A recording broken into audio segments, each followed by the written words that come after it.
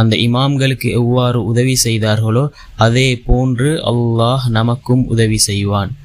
நாம் ஒவ்வொரு துஆவையும் ஒவ்வொரு திக்ருகளையும் ஒரு நாள் 2 நாள் ஓதிவிட்டு இதன் மூலம் ஒரு பயனும் இல்லை என்று சொல்வதை விட நாம் அல்லாஹ்வின் மீது நம்பிக்கை வைத்தவர்களாக தொடர்ந்தும் நாம் ஓதி வருவோமே ஆனால் அல்லாஹ் ஜல்ல சுப்ஹானஹு வ தஆலா எமக்கு தருவதற்குரிய ஒரு சிறந்த நேரத்தில் நமக்கு அதனை தருவான்.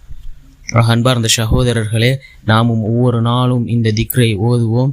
நிச்சயமாக நம்முடைய வீட்டில் இருக்கின்ற அந்த தரித்திரியங்கள் நீங்கி செல்வம் பெருகும்.